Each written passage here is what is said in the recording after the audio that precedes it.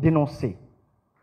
Nous sommes là aujourd'hui parce qu'on a récolté un certain nombre d'informations au sujet de la gestion de notre département, la gestion financière, la gestion gré à gré, la gestion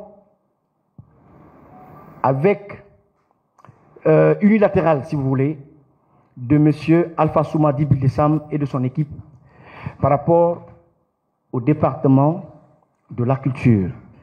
Et nous avons constaté que de façon désintéressée, le sieur Bildessam, qui a été plébiscité par les artistes, parce que lors de la concertation avec les membres du CNRD, les artistes eux-mêmes avaient demandé qu'il soit nommé à la tête de leur département un artiste. Donc aujourd'hui, on a décidé de mettre ce collectif en place parce que trop, c'est trop. Parce que nous estimons qu'on a un droit de regard et que ce droit de regard, nul ne peut nous l'empêcher. On a le droit de regarder, on a le droit de critiquer, on a le droit de juger et d'interpeller les autorités sur ce qui se passe là-bas. Donc, c'est un peu ça, les raisons qui nous amènent ici ce matin. Dès l'arrivée du CNRD, le 5 septembre 2021, les acteurs culturels n'ont ménagé aucun effort pour accompagner les actions de celui-ci en demandant la nomination d'un des leurs à la tête de leur département. C'est pourquoi le président de la transition et son équipe ont décidé de prêter une oreille attentive à notre requête en nommant le sieur Alpha Souma Bildessam à la tête du ministère de la Culture, du Tourisme et de l'Artisanat. Cette nomination avait suscité beaucoup d'enthousiasme et d'espoir chez nous, les acteurs culturels. Artistes chanteurs, artistes comédiens, peintres, acrobates, musiciens, écrivains et autres. Chacun, dans un élan de satisfaction, a décidé d'accompagner le CNRD jusqu'à la fin de la transition. Vous conviendrez avec nous que la culture est un des leviers économiques les plus importants d'un pays. Et donc, par ricochet, elle peut être considérée comme le poumon économique d'une nation, voire même d'un continent. C'est pourquoi les pays comme le Sénégal, la Côte d'Ivoire, le Mali et le Burkina Faso se sont inspirés de la politique culturelle du feu président Ahmed Sékou Touré, qui avait réussi à faire de la Guinée la plus grande capitale africaine de la culture. Nous allons donc, à travers ce mémo que nous comptons adresser aux autorités de la transition, demander l'ouverture d'un audit pour violation au détriment du cadre légal de l'administration publique et pour gestion opaque des ressources du ministère, relatifs aux 10 points énumérés dans ce mémo. 1. L'attribution des contrats gré à gré pour la rénovation du musée. 2. La gestion opaque de la régie allouée pour les dépenses du ministère. Le montage des fausses missions à l'intérieur jusqu'à l'extérieur du pays par eux ou leurs clans.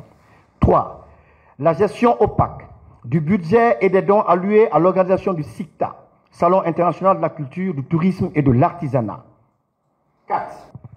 Gestion opaque du budget alloué à l'organisation des quinzaines artistiques. 5. Rançon aux entrepreneurs qui ont les contrats depuis 2014 sans exécution. 6. Mauvaise utilisation du montant de la rénovation du siège du ministère en complicité avec l'entrepreneur ayant le dit contrat en lui délivrant le certificat de bonne exécution sans respect de procédure et sans livraison complète des équipements et mobiliers du bureau. 7. Nomination gré à gré de plus de 250 inspecteurs régionaux de la culture, du tourisme et de l'artisanat, pendant qu'il y a des hommes de culture, instruits et diplômés, qui passent leur temps à quémander la charité à longueur de journée et qui ne demandent qu'à travailler. 8. Rejet systématique de tout projet culturel qui ne s'inscrit pas dans l'intérêt lucratif du ministre et de son équipe au détriment de la Guinée, notamment le cas du FODAC, dont nous détenons une copie du communiqué suspendant jusqu'à nouvel ordre toute opération de paiement des subventions des projets culturels. 9. Déplacements et voyages répétés du ministre pour assister aux différents festivals dans les pays limitrophes, voire même en Europe, sans pour autant s'impliquer pour l'organisation ou la réussite d'un seul festival, celui en Guinée, à part son SICTA qui a rapporté des millions et des millions jusque-là injustifiés.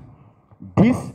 Le ministre et tout son cabinet viennent de quitter en parade et en fanfare le Burkina Faso au compte d'un festival qui avait réuni plusieurs pays africains. Un pays en proie du terrorisme qui enregistre presque tous les 10 jours une cinquantaine de morts, réussit à tenir ses activités culturelles comme pour dire que même en temps de crise, la culture demeure un facteur primordial à la stratégie d'unification et d'apaisement.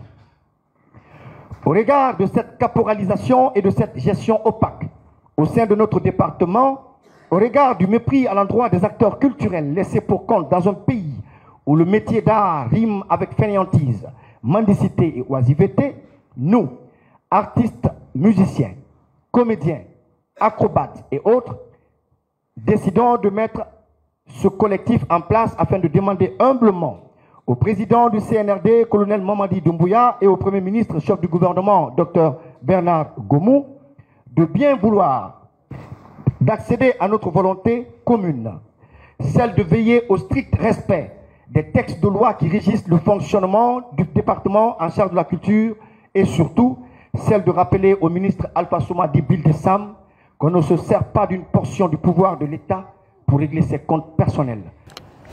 Notre ministre Bildessam ne donne pas autorisation, c'est-à-dire la communication avec ses amis artistes. Il n'y a pas de communication entre les artistes et le ministre. Ça, c'est la première des choses à mon niveau. Deuxièmement, quand il y a des projets de concert, il y a